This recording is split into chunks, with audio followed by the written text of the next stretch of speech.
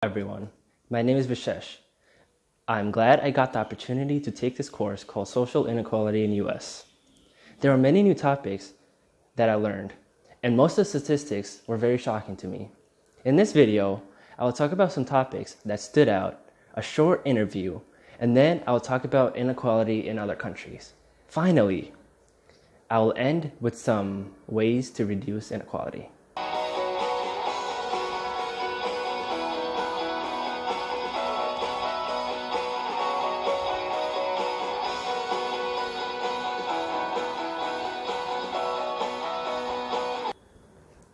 This image from Pew Research Center shows white privilege. It is seen that being white helps a lot, and being black hurts a lot. The inequality between gender is also seen in this image, as being a man is beneficial. Income inequality is also visible, as being wealthy helps a lot. There is a big difference seen between the wealthy and the poor.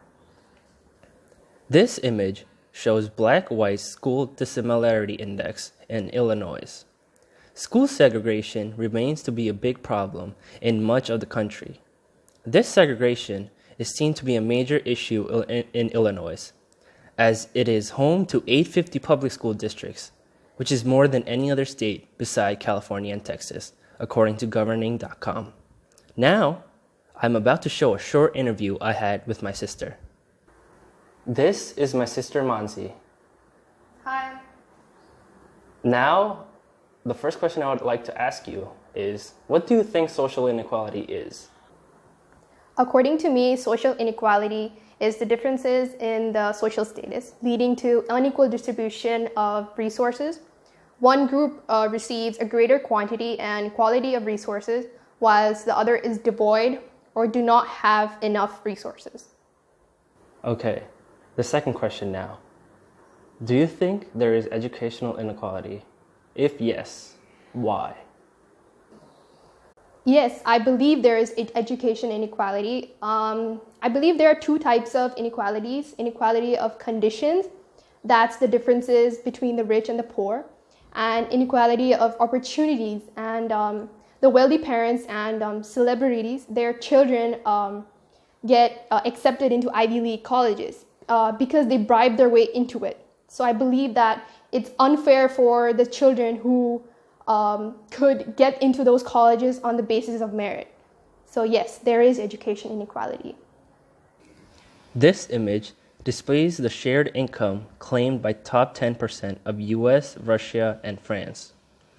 It is seen that US and Russia are now equally unequal in terms of income. I chose this image as income inequality is a worldwide problem and can be seen in many economies. Here, school segregation is visible. I chose this image as education inequality is a global problem as well. These two images are taken from two different schools in India. On the left is a private school, and on the right is a public school.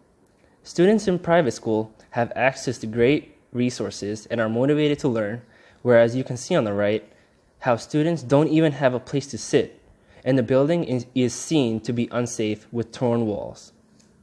Now, I will present some surprising facts.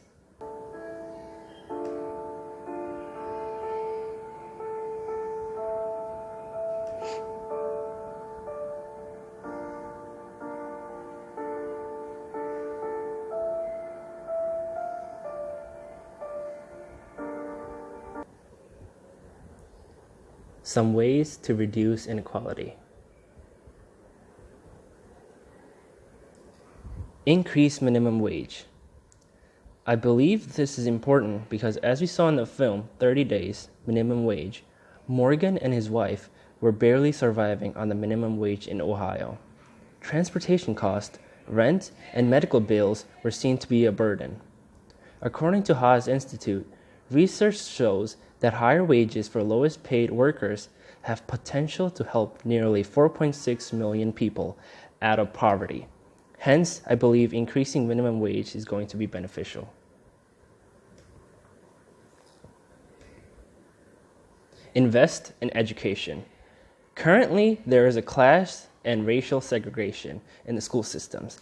Reducing these segregations will lead to increased economic mobility. To conclude, I believe that we still have time till the American dream is reached. We need to wait till everyone is treated equally in schools and there is seen to be a minimum segregation. Also, we have to wait for the day when all social classes get equal distribution of profits.